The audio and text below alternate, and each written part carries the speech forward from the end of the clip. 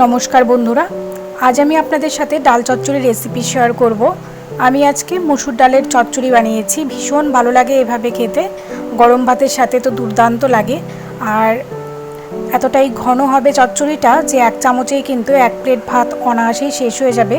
তো চলুন কি করে বানিয়েছি আপনাদের সাথে শেয়ার করি। এদিকে আমি একটু ডুমো করে পেঁয়াজ আর 3-4টা শুকনো লঙ্কা আর রসুন একটু ভেজে নেব।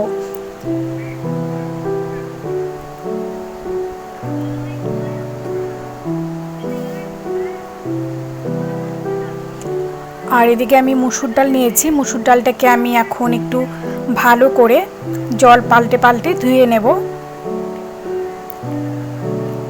আর এদিকে আমি একটা বাটিতে কাঁচা লঙ্কা, পাকা লঙ্কা আর 2টো টমেটো আর একটা পেঁয়াজের অর্ধেক হাফ পেঁয়াজ আর কয়েক কোয়া রসুন নিয়েছি। এরপর আমি ফোড়নটার মধ্যে দিয়ে দিলাম জল। জলটাকে একটু আমি ফুটিয়ে নেব। জলটা ফুটে এলে এবার আমি মুসুর ডালগুলো দিয়ে দিলাম।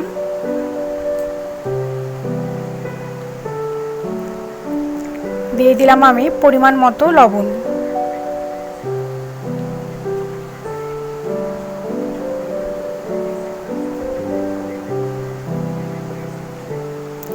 যেহেতু আমি অল্প জলেই সেদ্ধ করব, তাই আমি একটা ঢাকনা দিয়ে 3-4 মিনিটের মতো লো ফ্লেমে এটাকে ঢেকে রাখবো, যাতে তাড়াতাড়ি সেদ্ধ হয়ে যায়।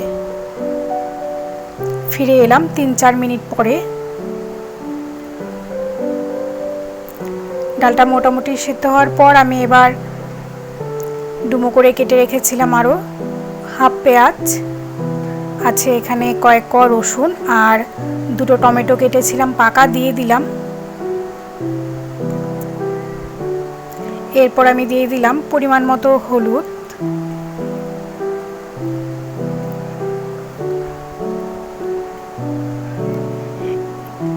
এরপর আরেকটু আমি রান্না করে নেব। ডালটাও সেদ্ধ হয়ে যাবে আর কাঁচা পেঁয়াজ রসুন যেটা আছে, টমেটো সেটাও সেদ্ধ হয়ে যাবে।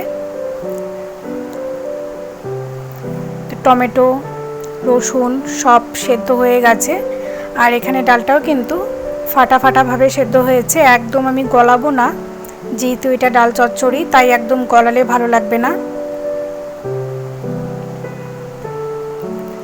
শুধু একটু ভালোভাবে মেশার জন্য আমি একটা খুন্তি দিয়ে একটু আমি ভালোভাবে পেস্ট করে নাড়িয়ে দিলাম, যাতে একটু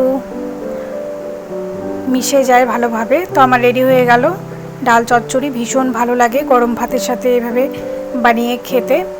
আপনারা যদি না বানিয়ে থাকুন তাহলে এভাবে অবশ্যই বানিয়ে ট্রাই করতে পারেন। আর এতটাই ঘন হয় যে এক চামচেই কিন্তু এক প্লেট ভাত শেষ হয়ে যায়। এটি সকালের খাবারে বা রাতের ডিনারেও কিন্তু ভীষণ ভালো লাগে। তো আপনাদের কেমন লাগলো একটু কমেন্টস করে জানাবেন। তো দেখা হচ্ছে আপনাদের সাথে পরবর্তী ভিডিওতে। টাটা।